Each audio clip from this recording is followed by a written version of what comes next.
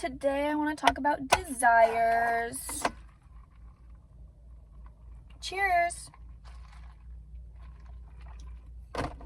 I think that desires are a lot like unfulfilled expectations.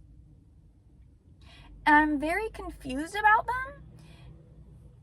But I was thinking about this in the shower and I couldn't stop thinking about it, and now I need to talk about it.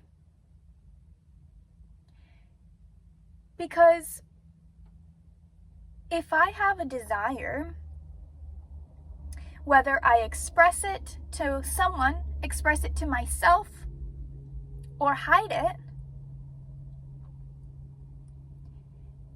if something happens that is outside of that boundary that I created for myself, I have the capacity to feel disappointed. And because of that, let me maybe explain a little bit. Say that I say, I want this happy hour Baja Blast. I have that desire, have that craving. I did go get it. I still have desires. Obviously, I have cravings that I will fulfill. But I'm just talking about in the conscious mind and how we approach different things, right? So if I have this desire and I admit that to myself, and then I go to Taco Bell or whatever, no, not sponsored. If I go then to the store that I went to, pretend that didn't happen, and they don't have it, then I will be disappointed. And if I never had that desire in the first place, I would never be disappointed because it's an expectation. However, if my friend, that's what I did. I'm here waiting for a friend. I have 2 of them. If my friend, who knows that I like this drink, got one for me and offered it to me, then I could say yes. Desire and expectation remove our capacity to say yes or no. Again, this is a thought that I am just now trying to present within myself, and that's why I think I want to present it to you, because a lot of times my comments and things will give me ideas of stuff that I didn't really realize before. And so I think what I want to search for more now is, instead of desiring from myself, not because I don't deserve desire, not because I won't have desires, not because those things are not going to come up, because those are from the past. My desires are from my body, who knew what happened in the past and who can try and use my current desires to help me get towards the future that I imagine, which is also everything based on the past.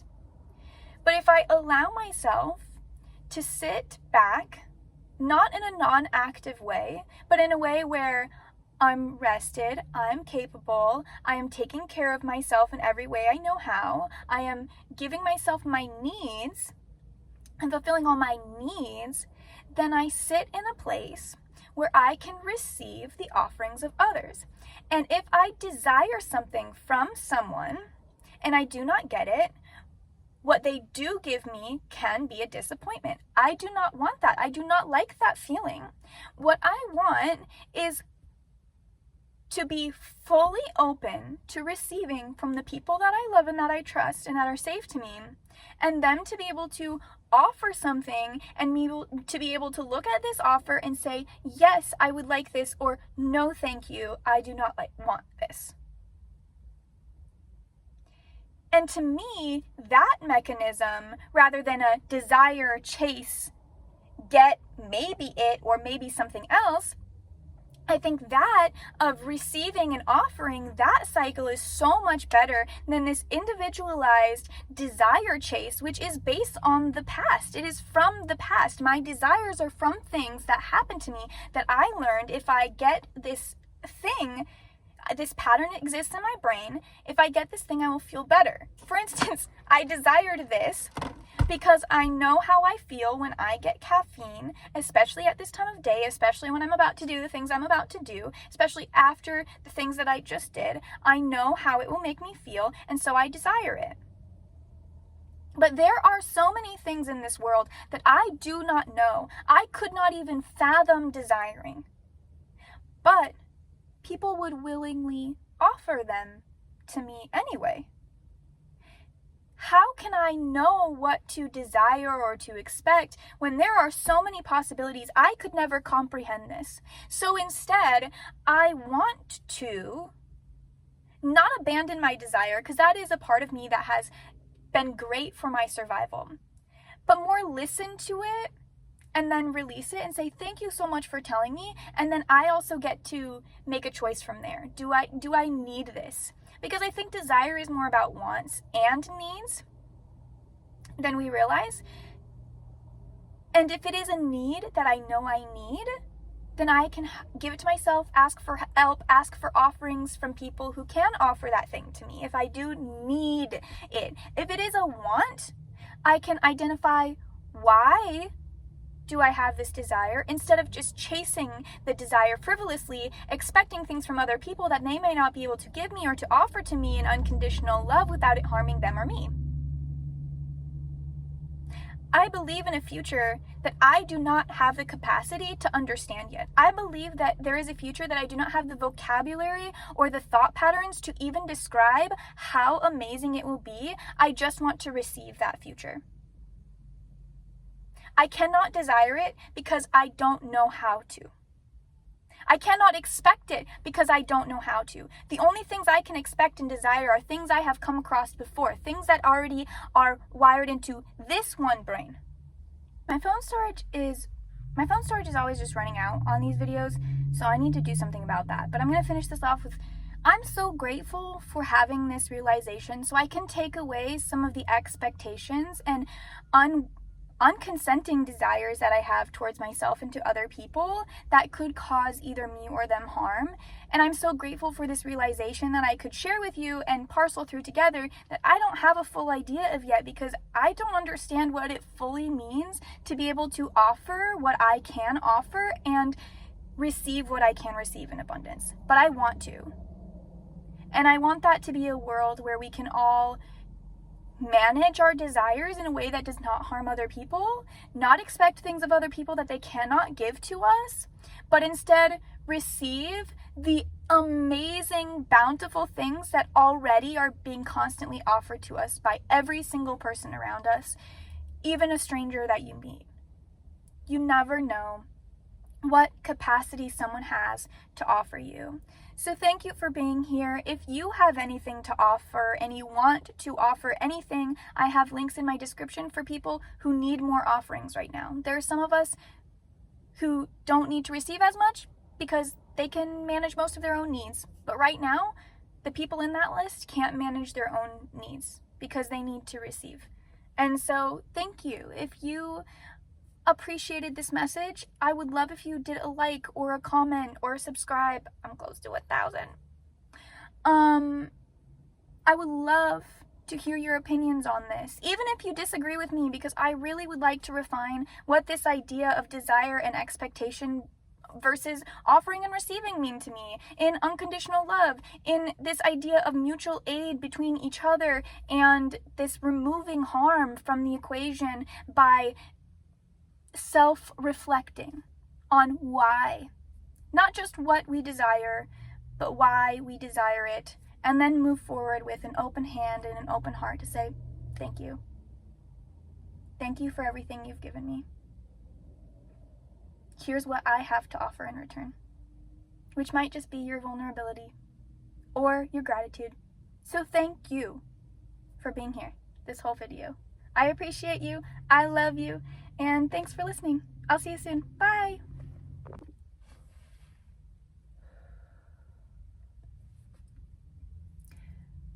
Hi, I'm back. That felt unfinished for some reason, and I spent multiple days trying to figure out what was actually happening in my mind because I couldn't post it. I was like, this is not done. And the thing that I couldn't stop talking about in my personal life and with myself is that desire and consent are different. And this is something that I don't fully understand yet. I don't know if humans can fully understand consent. We learn about consent in terms of sexualized relationships, but there's so much that we cannot consent to. I cannot consent to living in a place that is not a walkable city where I need to use a car to get around. I cannot consent to that. That's just something that happens. I cannot consent to the fact that I don't have access to fresh foods. There's so much I cannot consent to. And it brought me even further down this pathways of what is desire and what is consent and what is safety in either of those things. And the thing I came up with, which this feels really abstract in comparison to the other things I was saying, although that was also abstract, so I don't exactly know how to fully explain myself here. But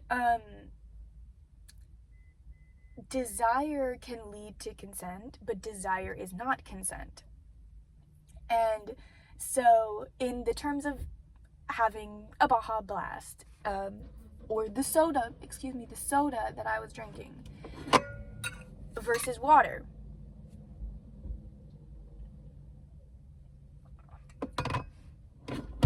I can desire that thing, I can crave that thing.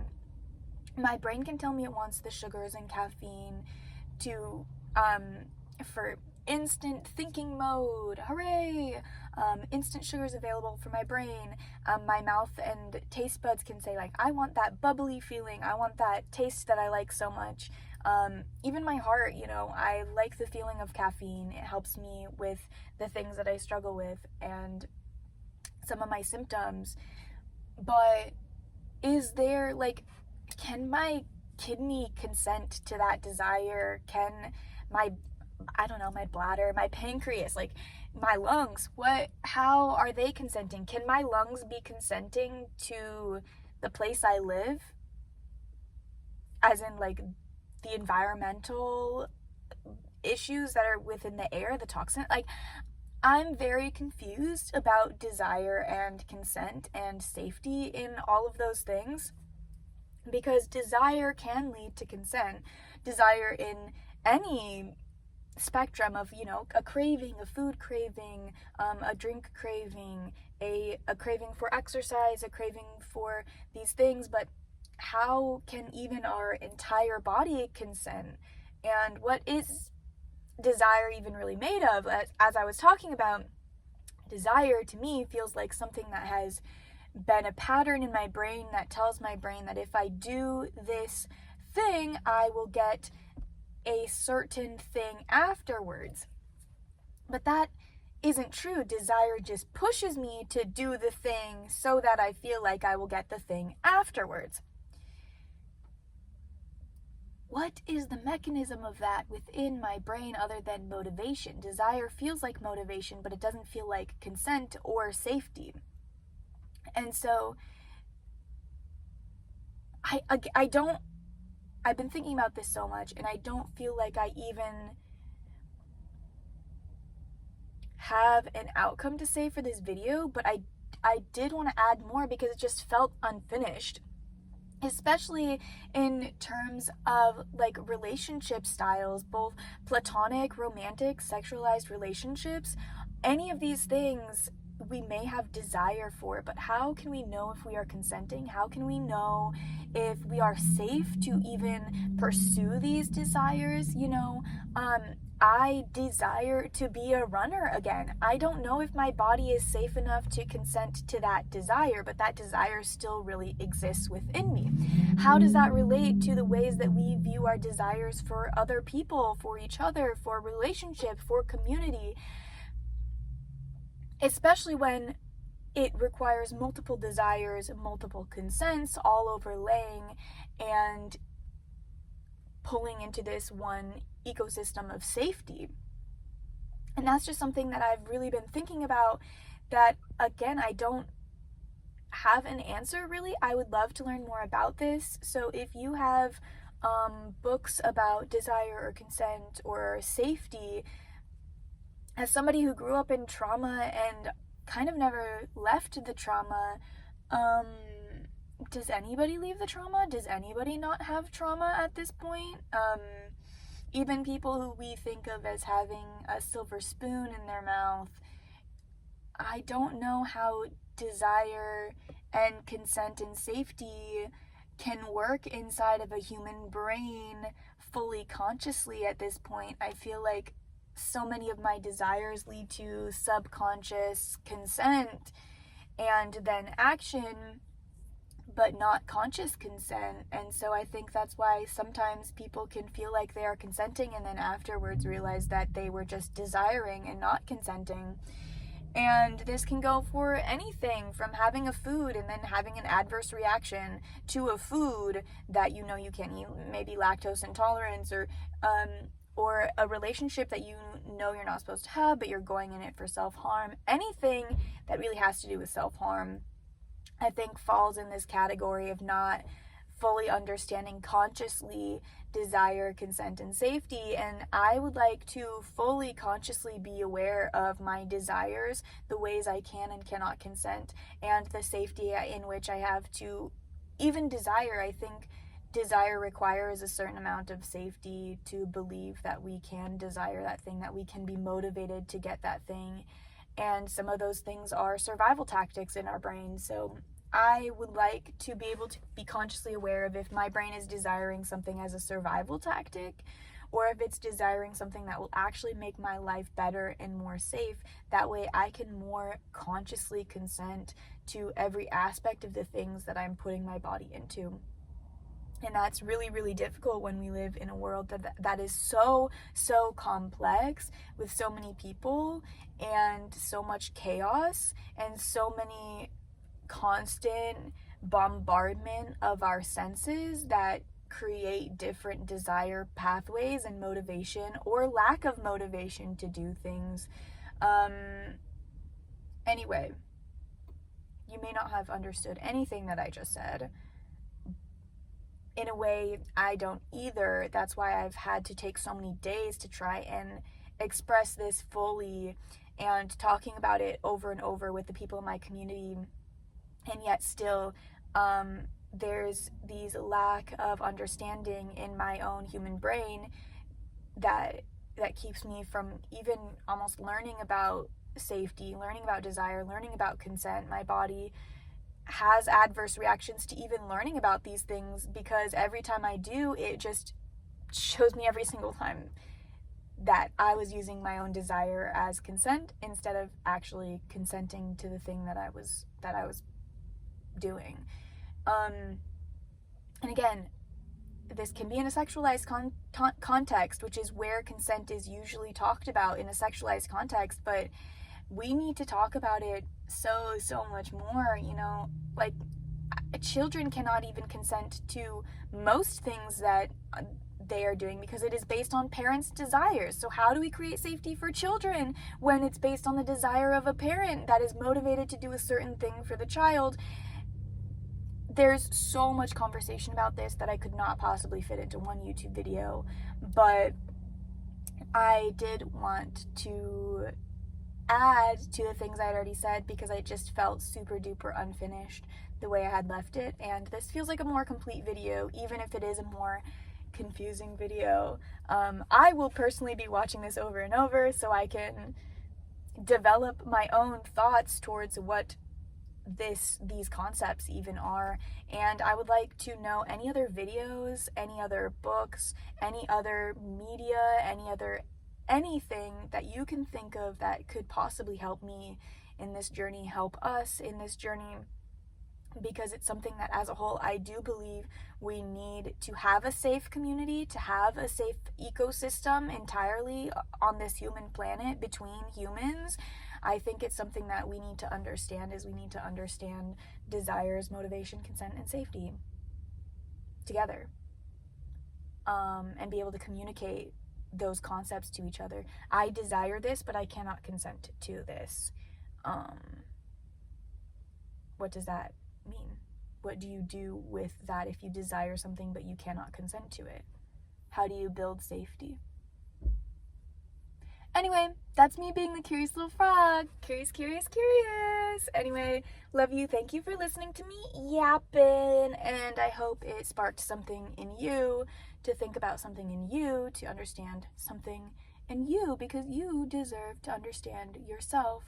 And we deserve to understand each other safely. Okay. I'll keep blabbing because this is just something I've been talking about for days. So anyway, love you. Bye.